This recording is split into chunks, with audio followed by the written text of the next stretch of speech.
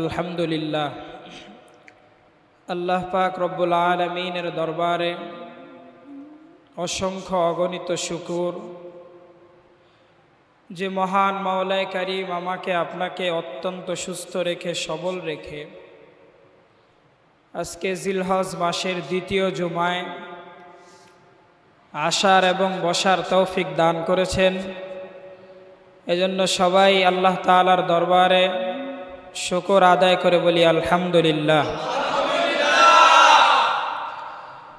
আসলে মসজিদে আগে আগে আসা এটাও একটা আল্লাহ তাআলার অনেক বড় একটা নেয়ামত। জুমার দিন এটা তো একেবারে সম্পূর্ণ ফরজের কাতারেই পড়ে। আল্লাহ তাআলা কোরআনুল কারীমের সূরাতুল জুমার মধ্যে বলেন, ইয়া আইয়ুহাল্লাযীনা আমানু ইযা নুদিয়া লিস-সালাতি মিন ইয়াউমিল জুমআহ। এখানে আল্লাহ তাআলা ঈমানদারদেরকে বলেছেন, হে ওই সমস্ত লোকেরা যারা ঈমান এনেছ, ইযা নুদিয়া লিস-সালাত, যখন নামাজের জন্য তোমাদেরকে ডাকা হয়, জুমার নামাজের জন্য তোমাদেরকে যখন ডাকা হয় মানে আজানের মাধ্যমে ডাকা হয়। ইযা নুদিয়া লিস-সালাত, নামাজের জন্য যখন ডাকা হয়, মিন ইয়াউমিল জুমআহ, জুমার দিন, ফাসআউ ইলা যিকরিল্লাহি ওয়া যারুল বাই', তখন তোমরা দ্রুত মসজিদে গমন করো। একেবারে দৌড়ে মসজিদে গমন করার কথা বলা হয়েছে, দ্রুত। তো অনেকে দেখবেন খোঁজ লাগানোর পরে দেখা যাবে যে আজান হয়ে যায় মাত্র গোসল করতে ঢুকে। আসলে এটা ফরজের একটা সম্পূর্ণ ফরজকে সে তরক করলো। এই ভুলটা কেউ করবেন না ইনশাল্লাহ, আশা করি। তো প্রিয় মুসল্লিয়ানি কেরাম, আজকে আমার আলোচনার বিষয়বস্তু হলো কুল্লু নাফসিন যায়িকাতুল মাউত। প্রত্যেকটি নফস, প্রত্যেকটি জান, যার মধ্যে রূহ নামক এই জিনিসটা আছে, এক কথায় শুধু মানুষকেই বলা হয়নি, এখানে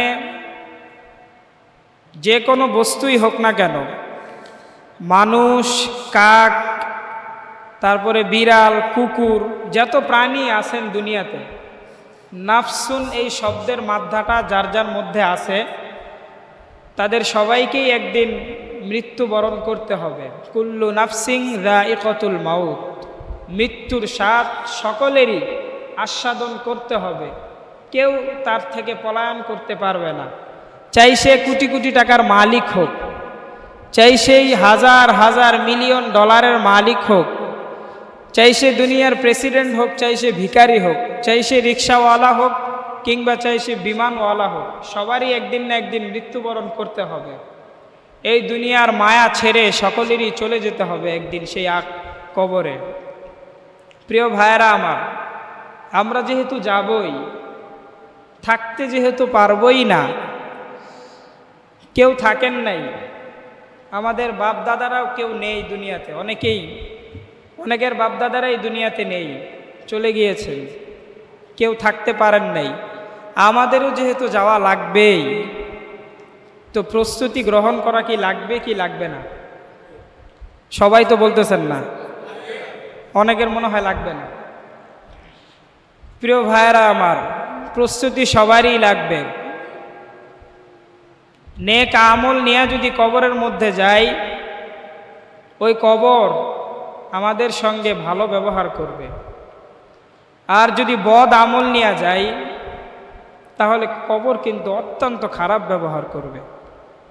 যেই খারাপ ব্যবহার এর আগে আপনি কখনই হন নাই। আমাদের হুজুর, আমাদের মাদ্রাসার বড় হুজুর খুব আফসোস করে মাঝে মাঝে বলেন, রাসূলুল্লাহ সাল্লাল্লাহু আলাইহি সাল্লাম যখন দুনিয়ার মধ্যে ছিলেন, তখন উনি প্রায় আফসোস করতেন যে কবরের মধ্যে গেলে কত কষ্টকর হবে। তো হুজুর আফসোস করে বলেন, নবী রাসূল, বড় বড় আলেমরা যদি কবরকে নিয়ে এত ভয়ে থাকেন, আমি আর আপনি তো একজন সাধারণ মানুষ। আমাদের ভিতরে তো কোনো এলেম নাই, তা আমি আর আপনি সেই কবরে কিভাবে থাকব? ওই কবরে যাওয়ার পর ফেরেশতারা প্রশ্ন করার পর যদি উত্তর ঠিকমতো না দিতে পারি, সেই কবর আমাদের সঙ্গে কীরকম ব্যবহার করবে? কোনো চিন্তা ভাবনা নাই কারো মধ্যেই। যে যার মতো কাটতেছি, চলতেছি তো চলতেছি, যাচ্ছি তো যাচ্ছি, রাস্তা দিয়ে হাঁটছি তো হাঁটছি, কোনো চিন্তা ভাবনা নাই।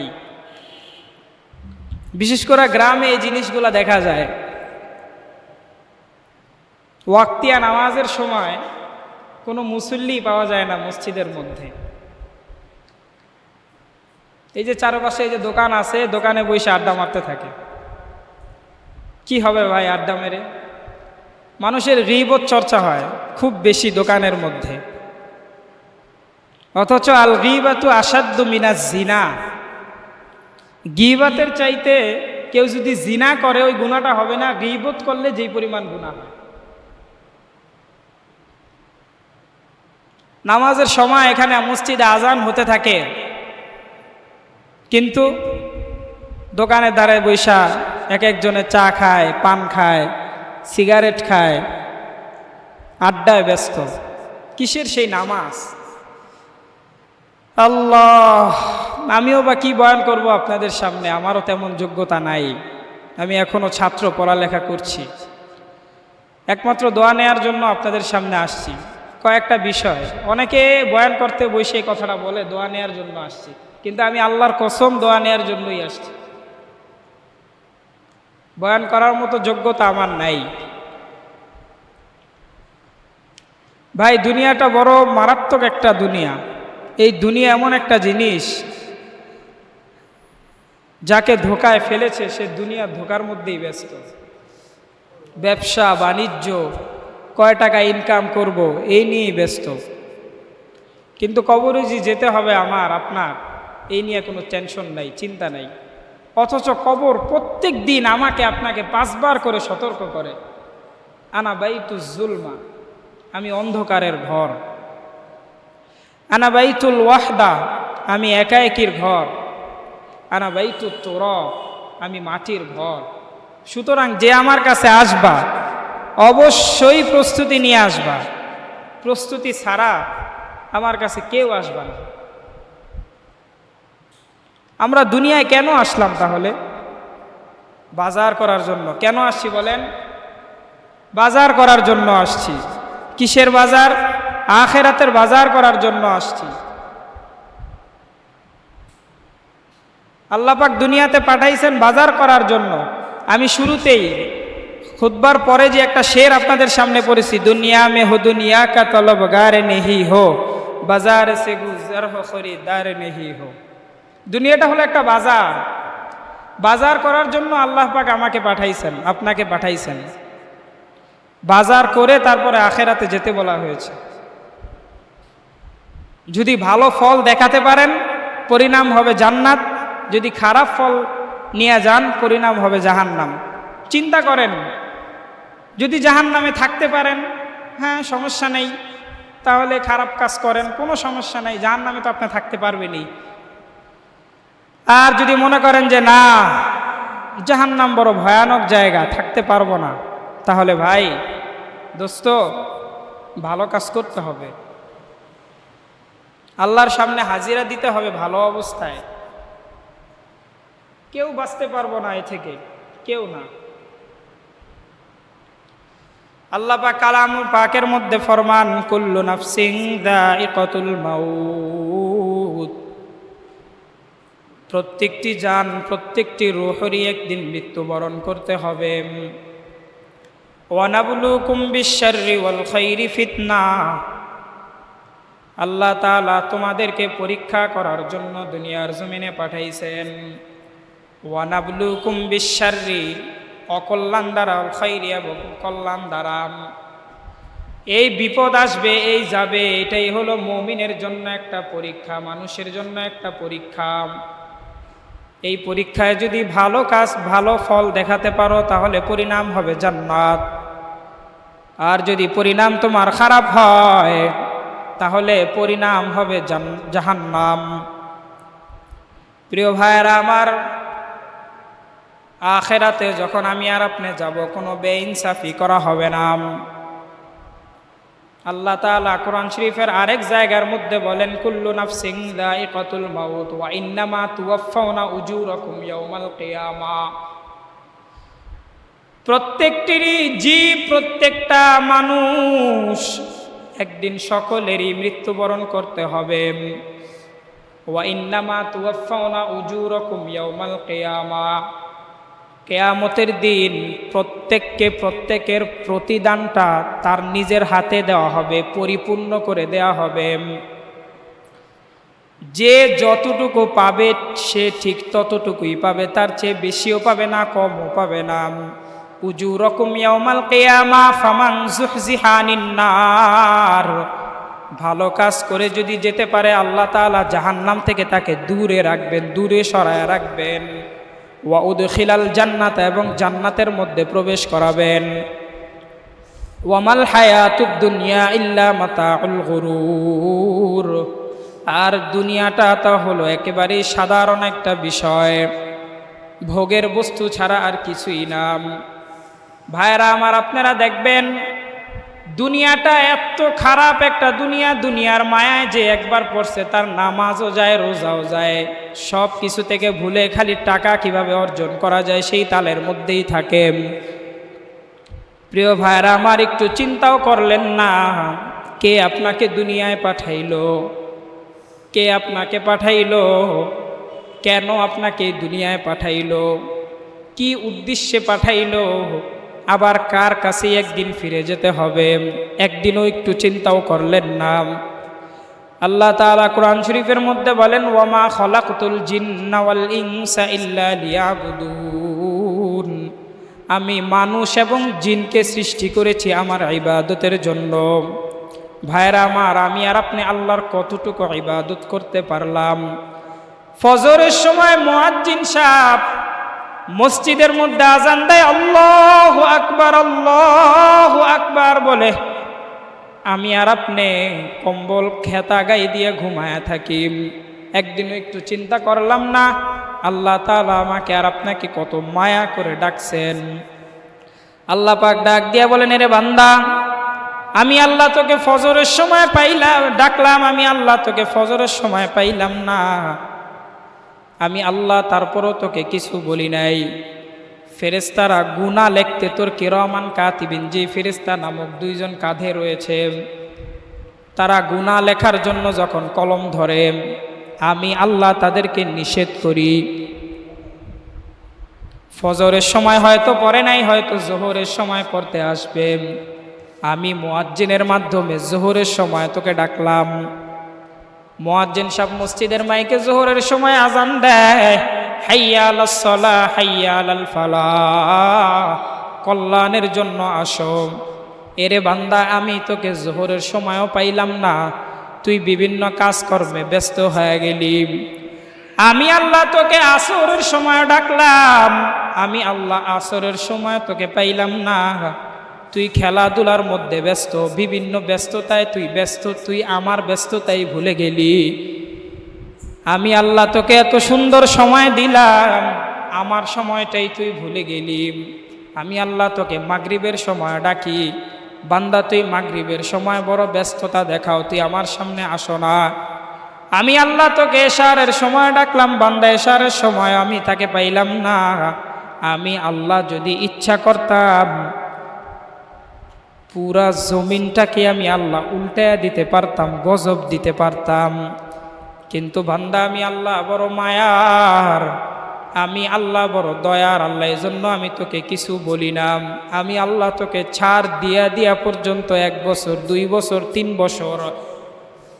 আরে মিয়া, এমনও মানুষ আছে জন্মের পরের থেকে 50 থেকে 60 বছর হয়ে গেছে, এখনো নামাজ পড়ে না, এখনো রোজা রাখে না, এখনো হজ পর্যন্ত করে না, কোটি কোটি টাকার মালিক থাকা সত্ত্বেও।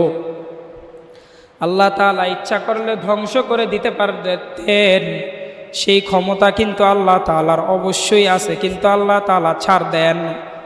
কেন ছাড় দেন? বান্দা একদিন ধরবো, যেদিন কারোর রাজত্ব কারো কাছে থাকবে না, কিয়ামতের দিন। লিমানিল মুলকুল ইয়াউম, আল্লাহ কিয়ামতের দিন ঘোষণা দিবেন আজকে কার রাজত্ব, আমার সামনে কে আসবি বড়াই করতে আয়।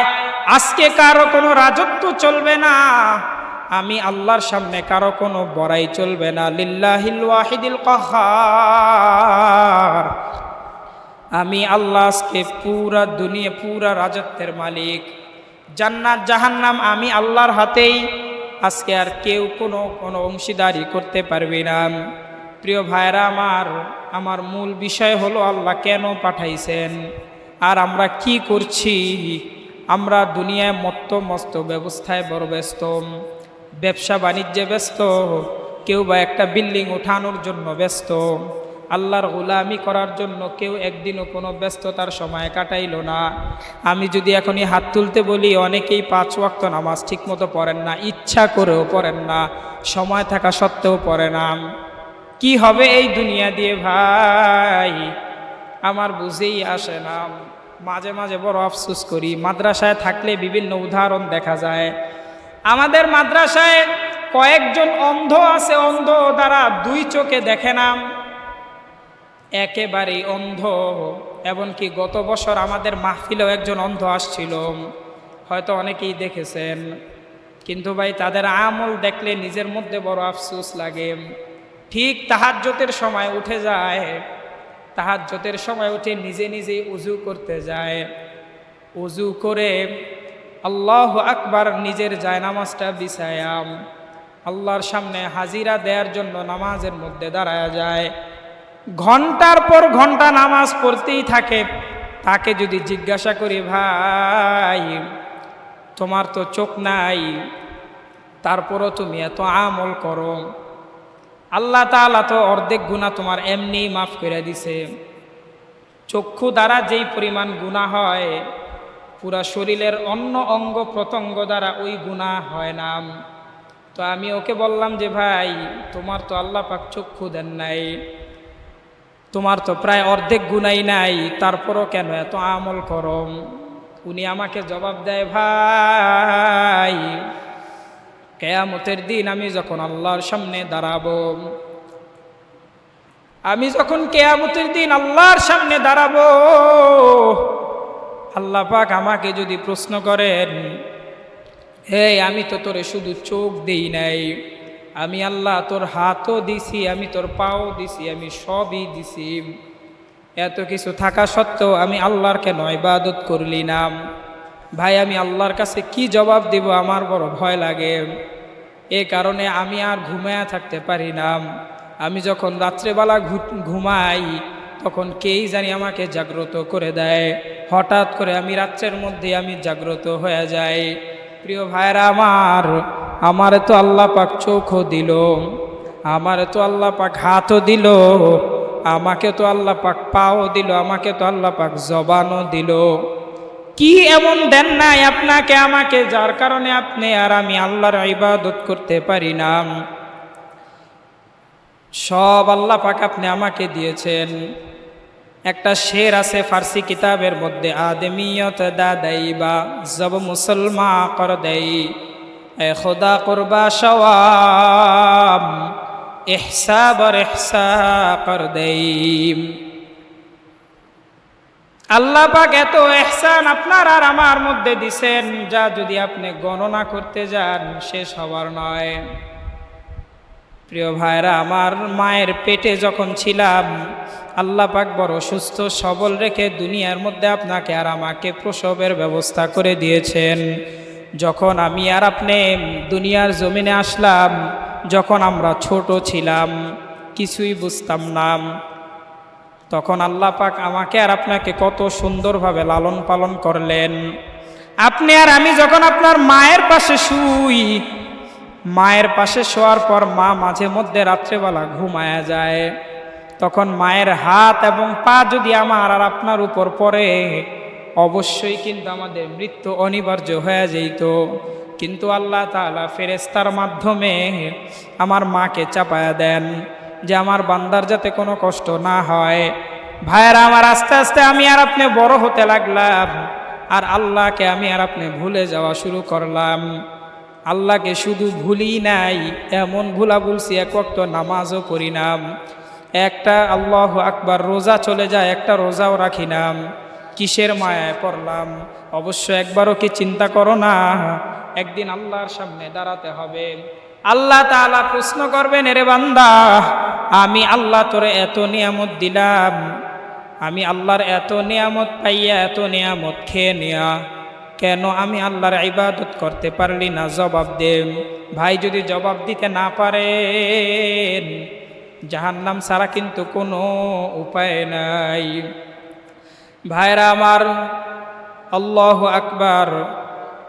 সূরা জিলজাল সূরার মধ্যে একবারে শেষ যে দুইটা আয়াত আছে, ফামান ইয়ামাল মিসকালা যাররাতিন খায়রান ইয়ারা, এক জাররা পরিমাণ কেউ যদি উত্তম কাজ করে, এক জাররা, একবারে এক জাররা, বুঝেন এক জাররা কারে বলে? এক জাররা বলা হয় আমরা যখন একটা গামছা বা কোনো একটা কাপড় ধুই, ওই যে আলেম আছে, আল্লাহ, আমি তার সামনে বয়ান করতে আমার ভয় লাগতেছে অবশ্যই। এক জাররা বলা হয় যে গামছা বা লুঙ্গি বা যে কোনো একটা কিছু ধোয়ার পর আপনি যখন জিনিসটা চিপড়াইবেন, একবারে ভালোভাবে চিপড়ানোর পর একবারে কোনো পানি নাই, তারপরে যে একটা ঝাড়া মারেন, ঝাড়া মারার পর কিন্তু একেবারে সিটা সিটা পরিমাণ কিছু পানি বের হয় কি হয় না? ওইটাকে বলা হয় জাররা। ফামান ইয়ামাল মিসকালা যাররাতিন খায়রান ইয়ারা, কেউ যদি এক জাররা পরিমাণ নেকের কাজ করেন, আল্লাহ তাআলা কিয়ামতের দিন তাকে নেকের প্রতিদান অবশ্যই দিবেন।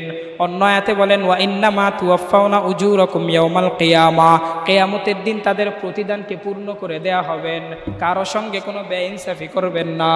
আরে আল্লাহ তাআলা জিলজাল সূরার একবারে শেষের আয়াতের মধ্যে বলেন, ওয়া মান ইয়ামাল মিসকালা যাররাতিন শাররান ইয়ারা, আর যে ব্যক্তি একটা বদ আমল করবে তার শাস্তি তার অবশ্যই ভোগ করে তারপরে তার হিসাব কিতাব চলতে থাকবে। প্রিয় ভাইরা আমার, এই জন্য আমি আর আপনি খুব ভালোভাবে চিন্তা করা লাগবে। কবরে যেহেতু যাওয়াই লাগবে, আল্লাহর সামনে যেহেতু দাঁড়ানোই লাগবে, ভাইরা আমার, অবশ্যই অবশ্যই হিসাব কিতাব মিলাইয়া তারপরে আল্লাহর সামনে দাঁড়ানো লাগবে। আল্লাহ রসুল সাল্লাল্লাহু আলাইহি সাল্লাম এক হাদিসের মধ্যে ফরমান, আকসিরু যিকরা হাযি মিন লাযযাতি আনিল মাউত, মৃত্যুর কথা অধিক পরিমাণে স্মরণ করার কথা বলা হয়েছে। আসলে আমাদের সমাজে একটা প্রচলন আছে, যেমন আমার মা দাদির সামনেই যখন আমি কই, মাঝে মাঝে বলি, হারে হয়তো মরেই যাব, হ্যাঁ এটি বলে না, এটি বলা ভালো না। অথচ আল্লাহ রসুল সাল্লাল্লাহু আলাইহি ওয়াসাল্লাম বলেছেন, একদিনে কমপক্ষে 100 বারের উপরে মৃত্যুর কথা স্মরণ করা উচিত, যে আমার তো মৃত্যু হবে, আমার তো কবরে যাওয়াই লাগবে, আমি আর আপনি তো আল্লাহর সামনে একদিন দাঁড়াবো। প্রিয় ভাই, কি নিয়ে আল্লাহর সামনে দাঁড়াবো? কি আছে? আমাদের তো কোনো আমলই নাই।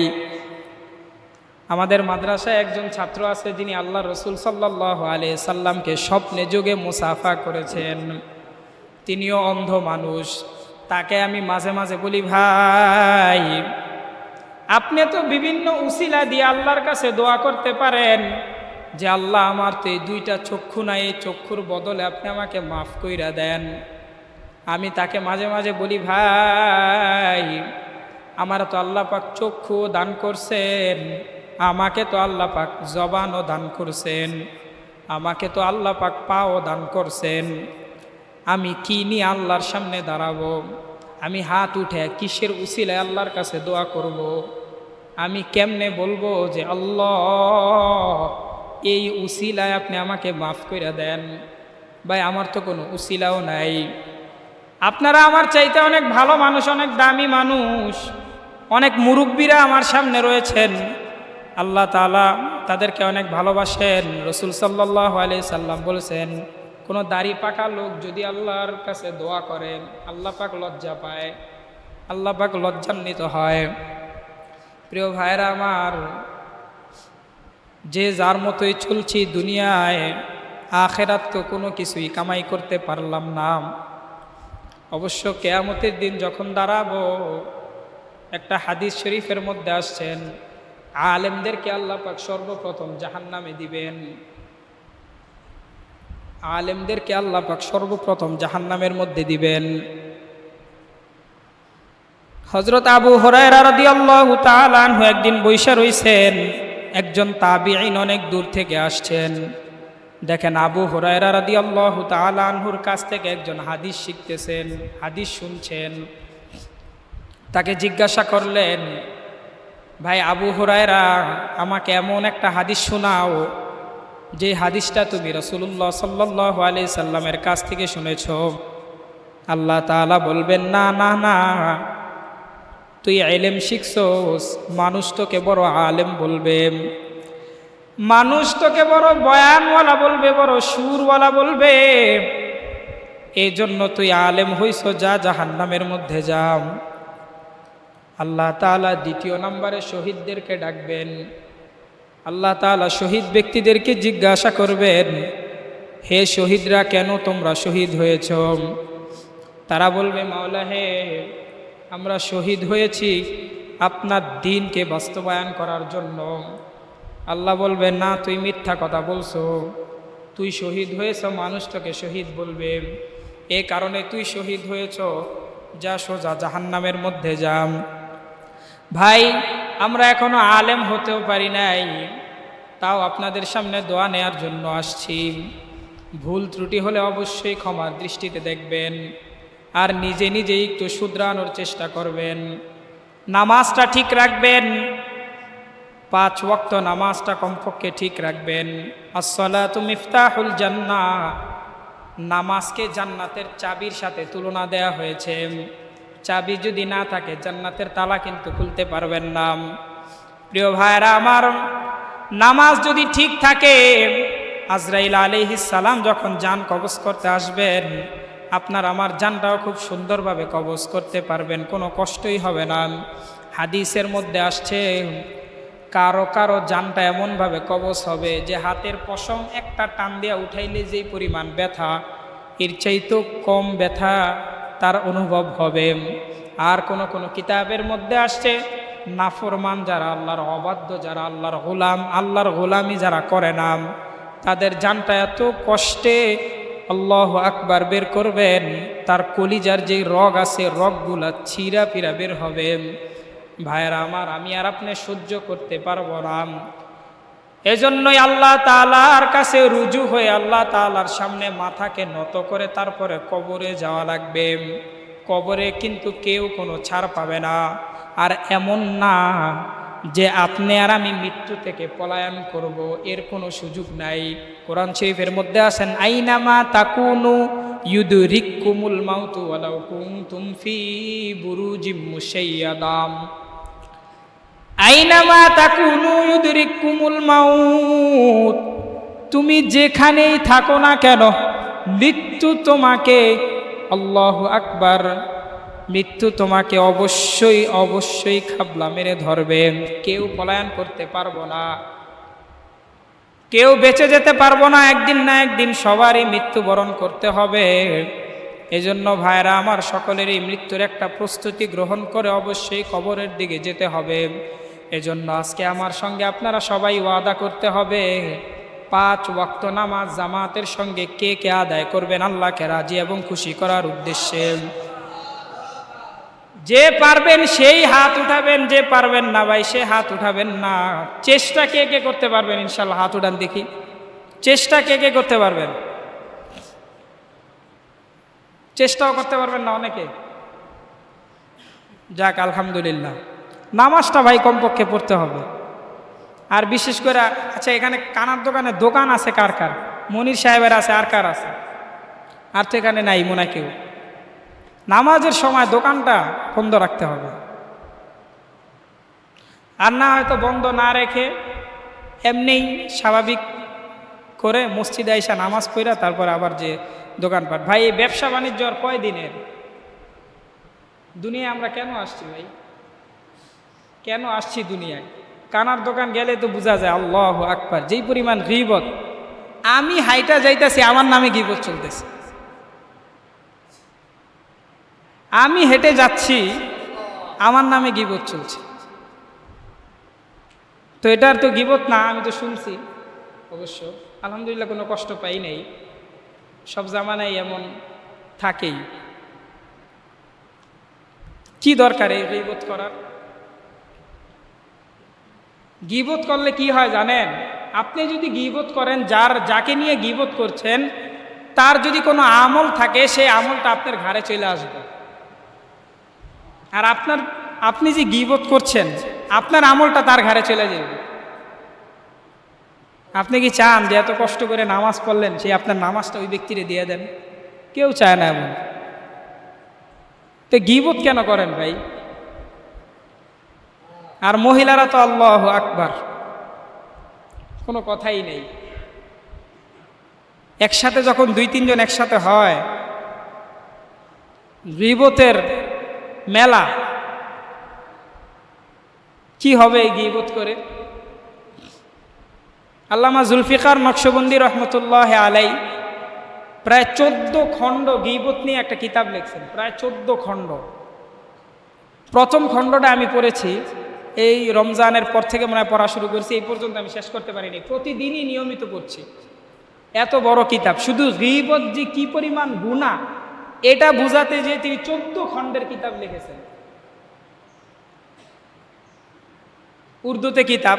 আল্লামা জুলফিকার নকশবন্দির নাম তো অনেকে শুনছে, অনেক বড় ব্যক্তিত্ব।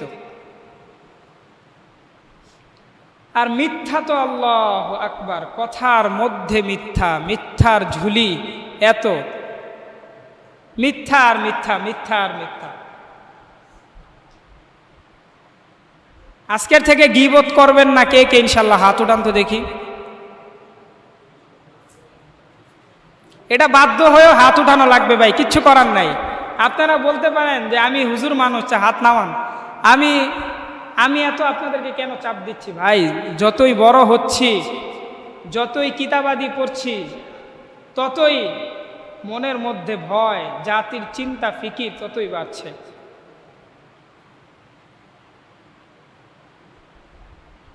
এক সময় যখন ছোট ছিলাম, ছোটোখাটো কিতাবাদি পড়তাম, তখন কোনো টেনশন ছিল না, যে যার মতো চলতে চলুক, না চললে কোনো সমস্যা ছিল না। কিন্তু আস্তে আস্তে যতই বড় হচ্ছি, আপনাদের ফিকির অনেক বেড়ে যাচ্ছে। একজন আলেম যখন মিম্বারে বসেন, কত কিছু চিন্তা করে কথা বলতে হয়, কত কিছু মাথায় রেখে তারপরে কথা বলতে হয়। অনেক সময় ভয়ে কথা বলে, আমার চাকরি চলে যায়।